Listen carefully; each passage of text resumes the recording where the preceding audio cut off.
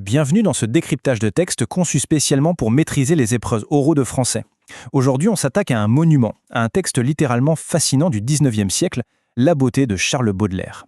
D'habitude, quand on pense à la beauté, on imagine un concept abstrait, une émotion douce ou un joli paysage majestueux, pas vrai? Eh bien, il faut complètement oublier tout ça. Avec Baudelaire, on change totalement de dimension. Dans ce poème, la beauté n'est pas une simple idée, c'est un personnage en chair et en os, ou plutôt en pierre. C'est une figure dominatrice, une sorte de femme fatale engagée dans une romance super toxique et tragique avec son créateur. Bref, une vision de l'art absolument écrasante et destructrice. On va voir tout ça en détail. Voici notre plan d'attaque pour cette session de révision. 1. Baudelaire et son contexte. 2. La beauté prend la parole. 3.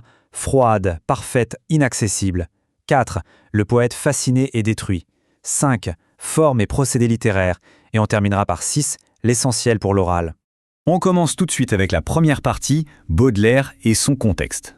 Pour bien comprendre ce poème, il faut d'abord comprendre l'homme derrière les mots. Né à Paris, Charles Baudelaire incarne à lui seul la figure absolue de l'artiste bohème et incompris. Blessé très jeune par la mort de son père et par le remariage de sa mère avec un officier militaire ultra autoritaire, il grandit avec une vision du monde hyper sombre. Mais c'est là que ça devient intéressant. Baudelaire, c'est le grand précurseur de la poésie moderne.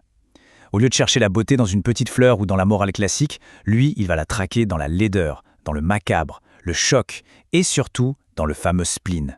Ce spleen, c'est ce profond et terrible mal-être existentiel qui ronge l'âme humaine.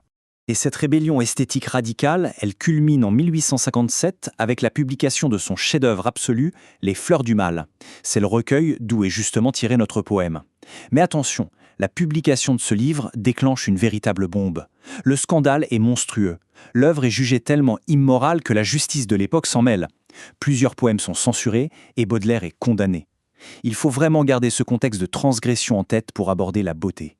Pour notre poète, l'art n'est absolument pas là pour nous rassurer. Il est là pour frapper et bouleverser tous nos repères. Ce qui nous amène à la deuxième partie. La beauté prend la parole. S'il y a un mot contre triple à mémoriser d'urgence pour impressionner un jury, c'est celui-ci, la prosopopée. C'est carrément la clé de voûte de notre texte. Une prosopopée, c'est ce procédé magique qui consiste à donner la parole à un être inanimé, à un mort ou, comme ici, à une idée abstraite. Dans ce poème, la beauté n'est pas décrite de l'extérieur par un petit observateur passif, c'est elle-même qui parle, directement à la première personne. Elle prend vie sous nos yeux pour affirmer son autorité totale. Et on le ressent dès les premières secondes. Écoutons bien ces vers. Je hais le mouvement qui déplace les lignes, et jamais je ne pleure et jamais je ne ris. L'utilisation de ce je massif, frontal, ça montre une entité qui dicte ses propres lois. Elle ne ressent strictement rien. Zéro larme, zéro rire. En s'imposant avec cette voix glaciale, elle paralyse instantanément celui qui la regarde. Elle s'établit non pas comme un bel objet qu'on admire de loin, mais comme une force active, toute puissante et franchement impitoyable. Troisième point de notre analyse, une figure froide, parfaite, inaccessible. C'est ici que le génie de Baudelaire explose. Tout est dans le contraste.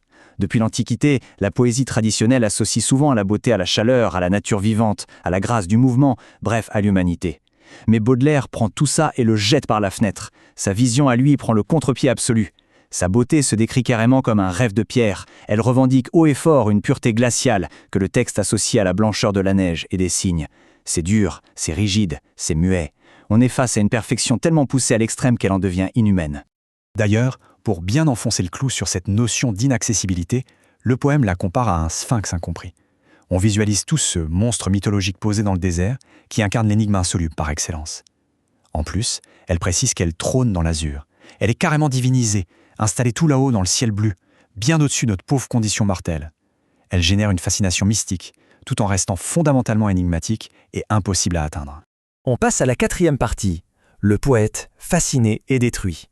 Face à une telle créature, la relation est forcément asymétrique et complètement toxique.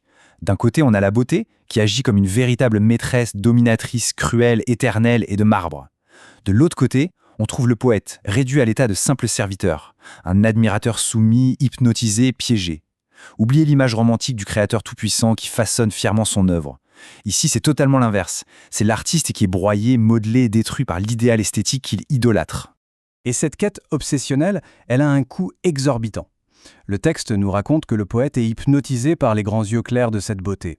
Mais le contact physique avec cet idéal est incroyablement violent. Le poème précise que chacun se meurtrit contre son sein. C'est une obsession qui engendre une souffrance atroce. Pour Baudelaire, la création artistique n'est pas un acte joyeux, c'est un sacrifice total sur l'autel de l'art. La tension entre cette perfection absolue et la douleur de l'humain est poussée ici à son maximum. 5e point de passage obligé, formes et procédés littéraires. Il est super important de souligner ce grand paradoxe. Baudelaire utilise une architecture ultra classique pour faire passer des idées révolutionnaires. Le poème, dans sa forme, est un parfait sonnet. Son registre navigue entre le lyrique, puisqu'il exprime des sentiments très forts, et le symbolique, car chaque image renvoie à une idée beaucoup plus vaste. Bien sûr, on retrouve notre fameuse prosopopée qui porte tout le texte. Et enfin, petite pépite d'analyse, il y a une référence fascinante au mythe de Pygmalion, sauf que c'est un Pygmalion inversé. Dans le mythe, l'amour réchauffe la statue et lui donne vie. Chez Baudelaire, la beauté reste éternellement un bloc de pierre glacé qui condamne tous ceux qui s'en approchent. Et nous voilà déjà à la partie 6, l'essentiel pour l'oral, la boîte à outils finale. On commence par l'arme secrète, le résumé en 30 secondes. C'est l'amorce parfaite pour introduire le texte face à l'examinateur. Allons-y.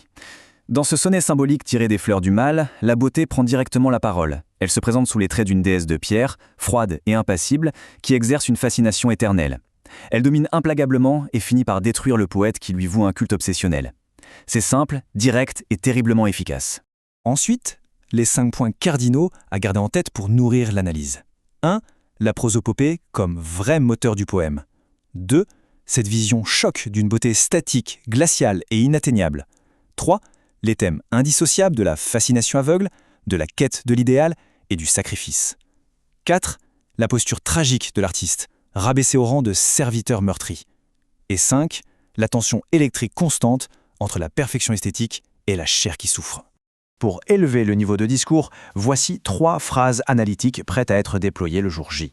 Première cartouche, Baudelaire utilise la prosopopée pour donner vie à une beauté froide et dominatrice, rompant ainsi avec la tradition romantique.